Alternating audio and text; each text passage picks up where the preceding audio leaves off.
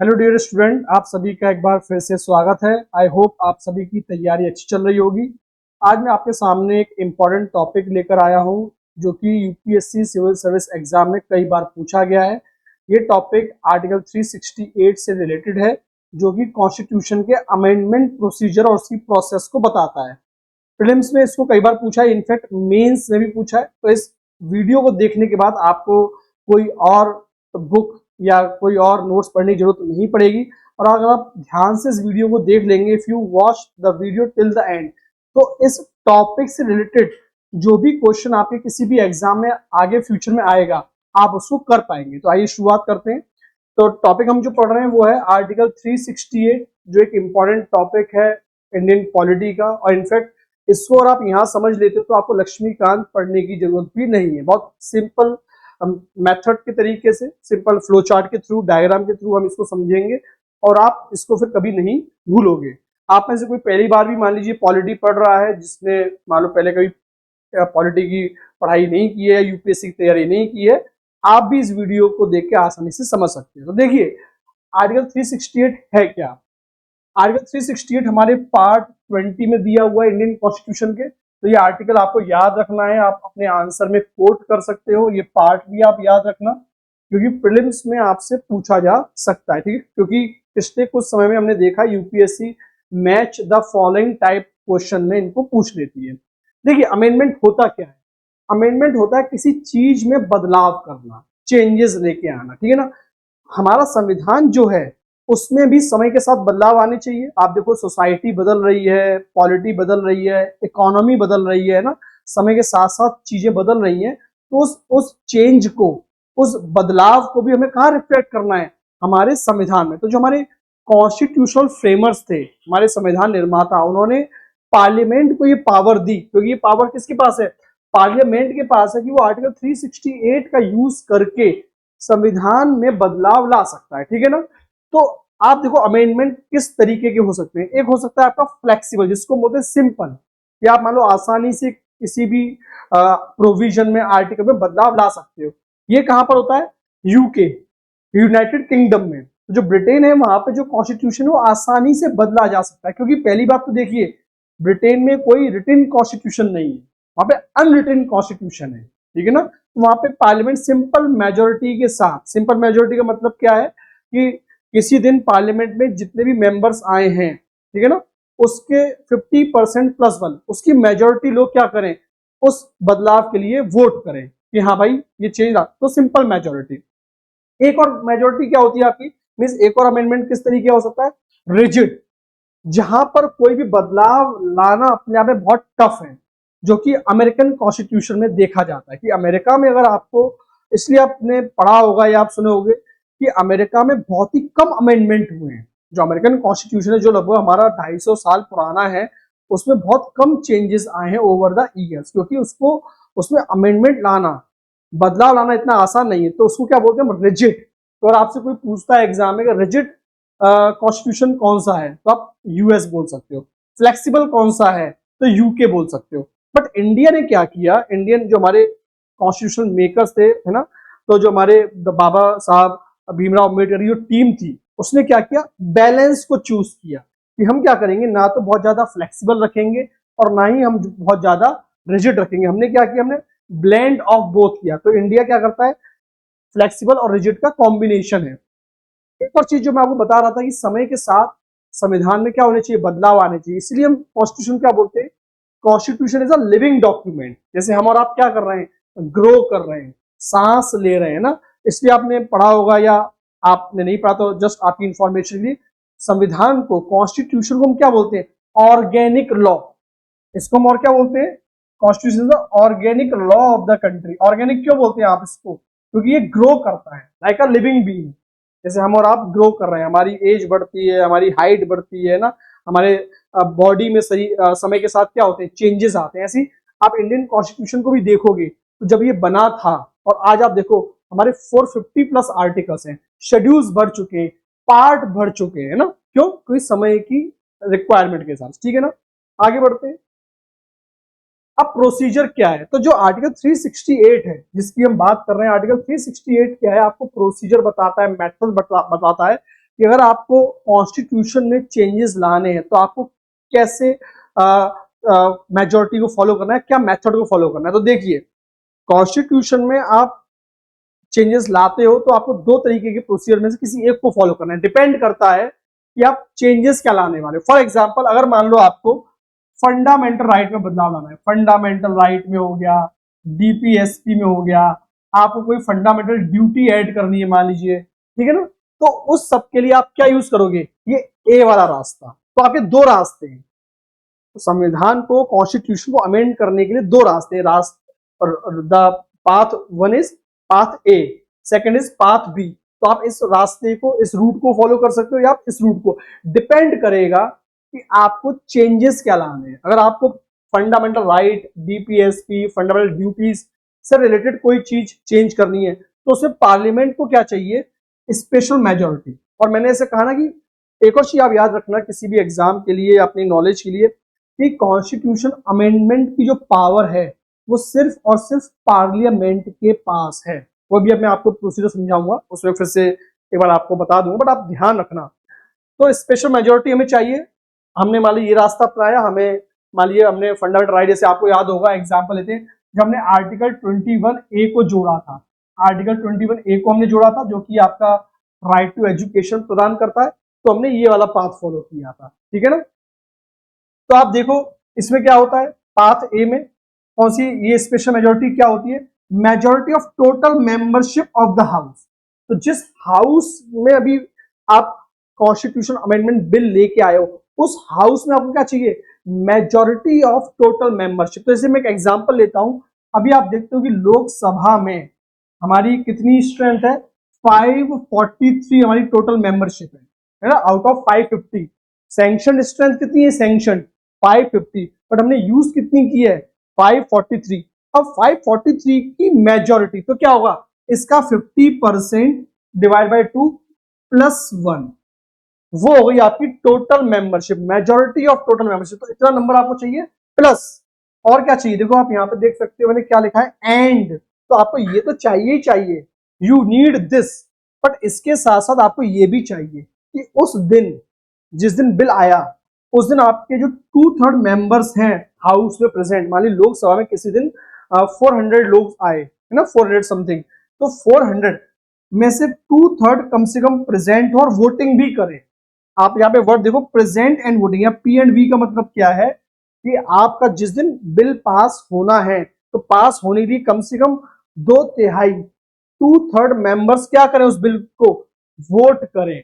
इतने member minimum present होने चाहिए और उसको वोट भी करने चाहिए। अगर मान लीजिए मेंबर प्रेजेंट है लेकिन वोटिंग नहीं कर रहे हैं तो उनको हम काउंट नहीं करेंगे, ठीक है ना, हम उन्हीं को काउंट करेंगे। 2/3 में वही आएगा जो हाउस में प्रेजेंट भी है और वोटिंग भी कर रहे हैं। तो कुल मिला के जब आप ये वाला रास्ता फॉलो करते हो, when you follow the route A, जैसे मैंने एग्जांपल दिया कि आपको मान लो एफआर चेंज करना है, डीपीएसपी और फंडामेंटल ड्यूटी, तो आप इस वाले रास्ते से जाओगे, रूट नंबर ए। आपको ये दोनों जो कंडीशंस हैं उनको फुलफिल करना है, total strength of the house आपको फॉलो करना है।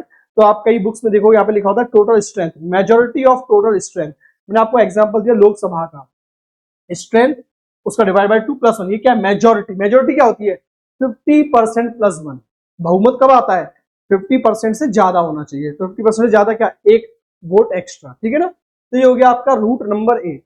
अब रूट नंबर बी में क्या है, देखिए रूट नंबर बी कब आएगा, जब आपको कोई federal provision, mark my word, जब कोई आपको ऐसा बदलाव लाना है, if you want to bring a change जिसमें फेडरलिज्म से रिलेटेड कोई चीज हो, फेडरल प्रोविजन आपका अफेक्ट हो, जैसे मान लो इलेक्शन ऑफ द प्रेसिडेंट है ना, इलेक्शन ऑफ द प्रेसिडेंट, आपका ऐसे फाइनेंस कमीशन हो गया।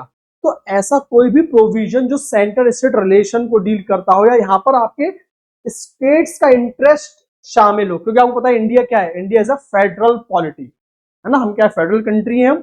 और फेडरल में आपको पता है सेंटर और स्टेट दोनों पावर शेयर करते हैं। तो आप संविधान में कोई भी बदलाव लेके आ रहे हो, if you are making any change, if you are trying to bring out a change in the constitution जिससे स्टेट पे भी असर पड़ सकता है, राइट। जैसे अभी आप देखो हाल ही में जो नारी शक्ति वंदन अधिनियम था जो वुमेन को रिजर्वेशन दे रहा था, तो हालांकि वो पास नहीं हो पाया पार्लियामेंट में, बट उसमें स्टेट का रेटिफिकेशन भी चाहिए, क्योंकि हम स्टेट लेजिस्लेचर में क्या कर रहे हैं, 1/3 सीट रिजर्व कर रहे हैं वुमेन के लिए। तो ऐसा कोई भी अगर हम अमेंडमेंट कर रहे हैं जिसमें स्टेट का इंटरेस्ट भी इन्वॉल्व है, स्टेट की पावर अफेक्ट होती है, तो जैसे जीएसटी का बिल हो गया आपका ना, जीएसटी में क्या था, जीएसटी में स्टेट को भी टैक्सिंग पावर्स किसको देनी थी, सेंटर को, मान लो कुछ पावर गिव अप। तो ऐसी कोई भी पावर जिसमें स्टेट का इंटरेस्ट इन्वॉल्व हो, तो आप कौन सा रास्ता चुनोगे, आप जाओगे पाथ बी, मींस फेडरलिज्म। जब फेडरलिज्म की बात नहीं है, स्टेट का इंटरेस्ट डायरेक्टली अफेक्ट नहीं हो रहा है, स्टेट की पावर अफेक्ट नहीं है, तो आप किस पे जाओगे, पाथ ए पे। समझ में आ गया। तो इसमें क्या बस क्या करना है हमें, जो हमने ए मेजोरिटी देखी, जो हमने ये वाली मेजोरिटी देखी इस रूट में, ये तो हम फॉलो करेंगे ही करेंगे, ये दोनों कंडीशन हम फुलफिल करेंगे ही करेंगे, बट इसके साथ साथ हमें क्या करना है, at least half of the state, जो इंडियन फेडरलिज्म है, इंडियन पॉलिटी है ना, हमारी India is a federal country, तो कम से कम आपके 50% स्टेट उस बिल पर एग्री करने चाहिए, रेटिफिकेशन। और रेटिफिकेशन कौन करेगा, उनका state legislature with simple majority. तो मैं यहाँ पे लिख देता हूं, राइट, दैट कि जो स्टेट है ये कैसे होता है, जो उनका स्टेट लेजिस्लेचर होगा, वहां की विधानसभा होगी, ये सिंपल मेजोरिटी से इसको क्या करेगी, पास करेगी। तो आपके मान लीजिए जितने भी स्टेट्स हैं, तो majority of the state should, जैसे आप देखो 29, तो 15 स्टेट्स कम से कम क्या करने चाहिए, इसको पास करने चाहिए विद सिंपल मेजोरिटी। और स्टेट में कौन पास करेगा, उनका स्टेट लेजिस्लेचर। तो ये हो गया आपका प्रोसीजर कि आपको रूट ए फॉलो करना है या रूट बी फॉलो करना है। आगे बढ़ते हैं, प्रोसेस क्या है, कैसे ये कॉन्स्टिट्यूशन अमेंडमेंट बिल आता है। तो देखिए आपके सामने पूरा फ्लो चार्ट है, इस स्लाइड को अगर आप समझ लोगे, इस रिप्रेजेंटेशन को समझ लोगे आप, तो आपको कभी लक्ष्मीकांत पढ़ने की जरूरत नहीं पड़ेगी, आपको कभी नोट्स उठाने की जरूरत भी नहीं है। ध्यान से अगर आपने इसी वीडियो में समझ लिया, आप इसको कभी नहीं भूलोगे। तो देखिए तरीका क्या होता है, जो कॉन्स्टिट्यूशन अमेंडमेंट बिल है, कॉन्स्टिट्यूशन अमेंडमेंट बिल जो है वो आप पार्लियामेंट के किसी भी हाउस में ला सकते हो। You can introduce the bill in any house of the parliament, चाहे आप उसको लोकसभा में लेके आ जाओ, चाहे राज्यसभा में। यहाँ पे मैंने लिखा भी है कि नोट करना ध्यान से कि ये स्टेट लेजिस्लेचर में नहीं आता। तो जैसे मैंने स्टार्टिंग में भी कहा था, कॉन्स्टिट्यूशन को अमेंड करने की पावर सिर्फ और सिर्फ किसके पास है, पार्लियामेंट के पास है। State legislature constitution amendment process को इनिशिएट नहीं कर सकते, बस अगर उनका इंटरेस्ट अफेक्ट होगा तो बस उनको क्या करना है, रेटिफाई करना है, ठीक है ना। तो बिल कहाँ आएगा आपका, पार्लियामेंट में आएगा, चाहे इस हाउस में आ जाए या इस हाउस में, किसी भी हाउस में। इसलिए देखिए मैंने यहाँ पे क्या लिखा है, और, है ना, the bill can be introduce in any of the house. अच्छा दूसरी बात, ये बिल या तो कोई मिनिस्टर ला सकता है, जो आपके सरकार, जो प्रेजेंट गवर्नमेंट है मान लीजिए, उसके कोई मंत्री ला सकते हैं, या कोई प्राइवेट मेंबर। अब मेरा आपसे क्वेश्चन है, अगर आपने पॉलिटी पढ़ी और आप लोग फॉलो कर रहे हैं चीजों को, तो मुझे आप कमेंट करके बताना, चाहे हमारे यूट्यूब चैनल पे आप कमेंट कर देना या टेलीग्राम चैनल पर, कि प्राइवेट मेंबर क्या होता है। I have a question, what is this private member, ये क्या होता है, आप मुझे इसके बारे में बताना। अगर आपने पॉलिटी अच्छे से पढ़ी है तो प्राइवेट मेंबर क्या होता है, ठीक है ना। तो जैसे मैंने कहा, बिल मिनिस्टर भी इंट्रोड्यूस कर सकते हैं या कोई प्राइवेट मेंबर भी कर सकता है। एक चीज आपको क्या रखनी है कि अगर मान लीजिए कॉन्स्टिट्यूशन अमेंडमेंट बिल को लेके दोनों हाउस में एग्रीमेंट नहीं होता, देयर इज अ डिसएग्रीमेंट, और डेडलॉक वाली सिचुएशन आ जाती है कि मान लो हाउस पास नहीं कर रहा, मान ली इसने पास कर दिया एक हाउस ने, दूसरा हाउस पास नहीं कर रहा है, या इसने पास कर दिया वो पास नहीं कर रहा है, देयर इज अ डिसएग्रीमेंट। क्योंकि देखिए कोई भी बिल तभी पास माना जाएगा जब दोनों हाउस उसको पास करेंगे। अगर एक भी हाउस पास नहीं करेगा, उनमें डिसएग्रीमेंट होगा, तो बिल पास नहीं होगा, ठीक है ना। तो नॉर्मल केस में क्या होता है, ऑर्डिनरी बिल के केस में संविधान ने हमें आर्टिकल 108 में, अंडर आर्टिकल 108 हमारे पास क्या है, ज्वाइंट सिटिंग की एक फैसिलिटी प्रोवाइड है।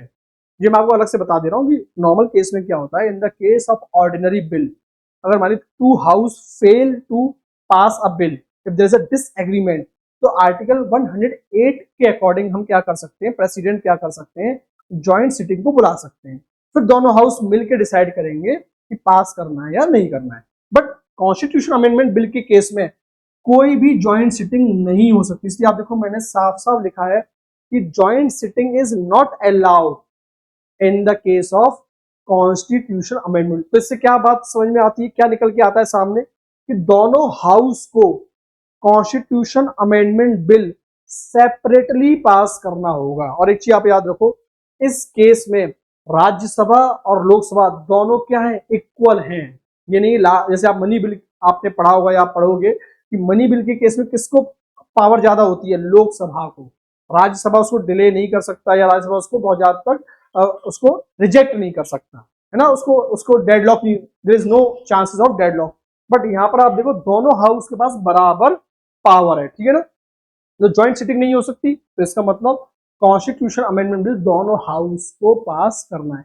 अब जब बिल पास हो जाएगा तो ये after passage of the bill, ये बिल किसके पास जाता है, प्रेसिडेंट के पास, उनके सिग्नेचर या सेंड के लिए। तो यहाँ पे एक चीज आप नोटिस करना, नॉर्मल केस में क्या होता है, प्रेसिडेंट के पास चॉइस होती है कि वो बिल को साइन करे ना करे, अपनी पॉकेट वीटो का इस्तेमाल कर ले कि भाई अभी मैं नहीं कर रहा, है ना, सिटिंग ओवर द बिल, या वापस भेज दें पार्लियामेंट के पास कि आप एक बार इसको दोबारा रिकंसिडर कर लो, या रिजेक्ट भी कर दें।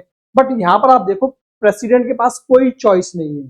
तो जब इंदिरा गांधी जी की गवर्नमेंट थी तो उन्होंने क्या किया, 24th कॉन्स्टिट्यूशन अमेंडमेंट एक्ट 1971 से क्या किया, प्रेसिडेंट के ऊपर ही मैंडेटरी कर दिया, बाइंडिंग कर दिया कि अगर आपके पास कॉन्स्टिट्यूशन अमेंडमेंट बिल आता है तो आपको असेंट देना पड़ेगा, आपको उस बिल को साइन करना पड़ेगा। और जितना भी मैंने आपको इस स्लाइड में बताया है, हर एक पॉइंट के ऊपर क्वेश्चन आ चुका है। यूपीएससी ने हर एक पॉइंट पे प्रीलिम्स में क्वेश्चन पूछा है। इनफैक्ट अगर आप कोई स्टेट पीसीएस भी दे रहे हैं वहां भी ये बार बार घुमा फिरा के पूछा जाता है, ठीक है ना। तो ये स्लाइड काफी इंपॉर्टेंट है।